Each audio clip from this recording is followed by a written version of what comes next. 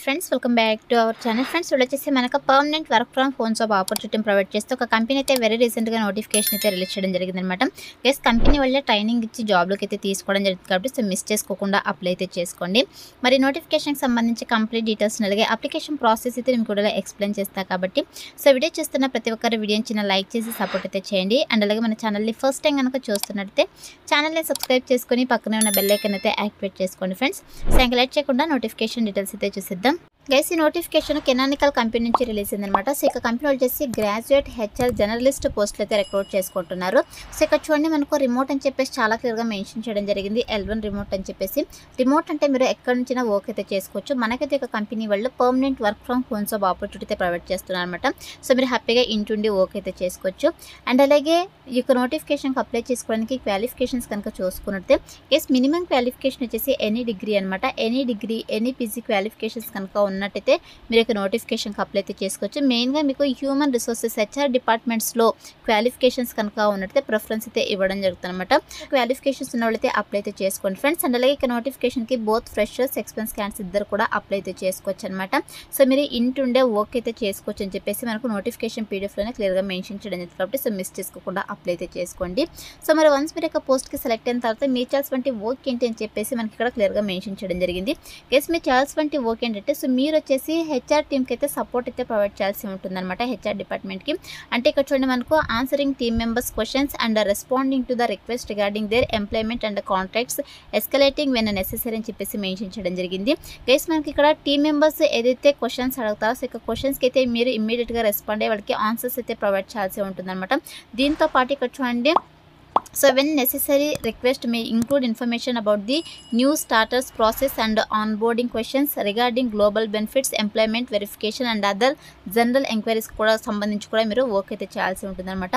And next వచ్చేసి maintain hour HRIS ensuring high degree of accuracy and timelines in processing all team member changes and new joiners అని చెప్పేసి mention చేయడం జరిగింది. Guys, మనకు ఈ యొక్క కంపెనీలో ఏవైతే వేకెన్సీస్ ఉంటాయో సో ఇక వేకెన్సీస్కి సంబంధించి న్యూ క్యాండిడేట్స్ని అయితే రిక్రూట్ చేసుకుంటారు కదా. సో దానికి సంబంధించి అంటే ఇక ఆన్ బోర్డింగ్ ప్రాసెస్ సంబంధించి కూడా మీరు వర్క్ అయితే చేయాల్సి ఉంటుందన్నమాట. Owning global projects, engaging training, cultural initiatives అని చెప్పేసి మెన్షన్ చేయడం జరిగింది.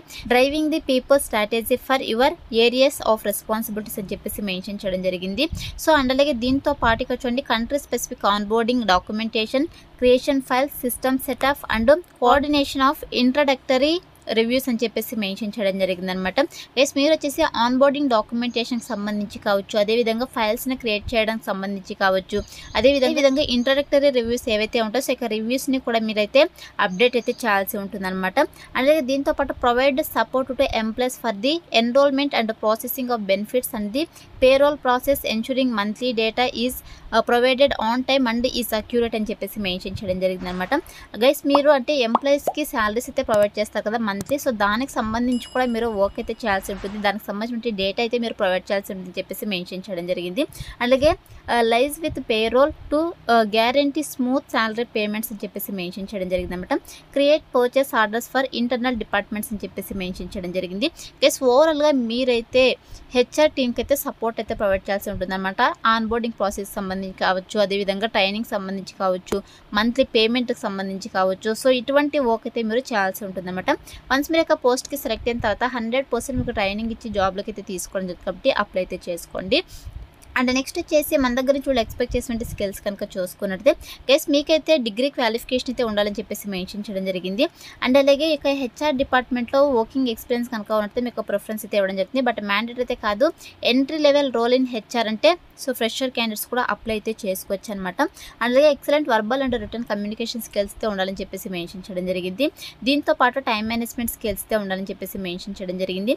Willing to travel up to 4 times a year for internal events అని చెప్పేసి మెన్షన్ చేయడం జరిగింది.